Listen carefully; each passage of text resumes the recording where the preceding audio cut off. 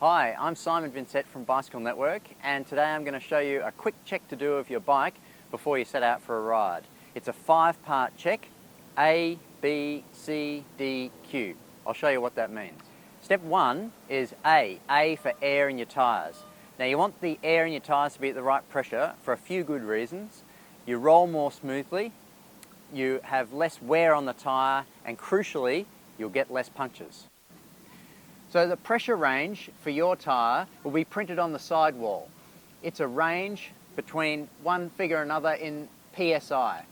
So this one is 40 to 65 PSI, so we'd say that's a 55 PSI recommended pressure for the average rider. So we take our trusty floor pump, essential equipment for you at home,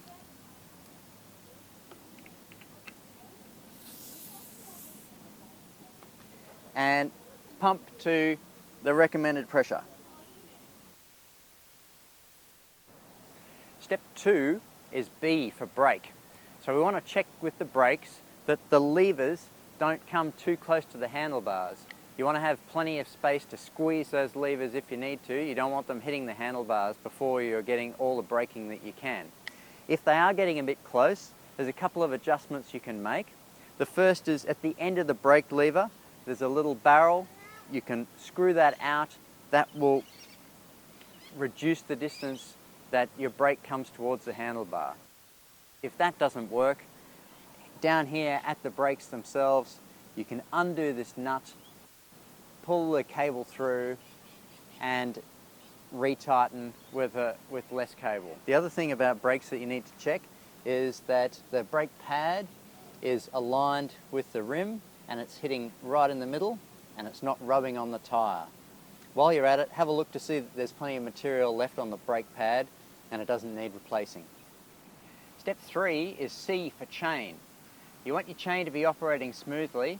Quick check is to pedal backwards, rotate the pedals backwards, and just watch to see that the chain is flowing smoothly.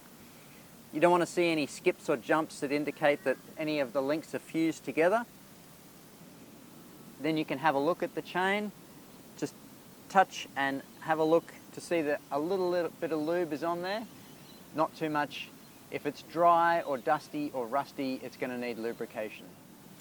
So if your chain needs a bit of lube, which it does from time to time, it's not too much that you need, but a little bit on each link ideally. And then rotating backwards to make it work its way into the links. And finally, using a rag, wiping off the excess. 4 is D for drop. You do a drop test to find out whether there are any rattly bits on your bike that are loose that need to be tightened up. So it's just a little lift off the ground and drop, listening for any rattles, trying to isolate any bits that need to be tightened up. Particularly major components, it's amazing what you find that is loose and needs a bit of tightening up before you ride off. Step 5 is Q for quick release. Quick release are these levers that hold the wheel skewers in place. So you want to make sure that they are in the closed position, not open.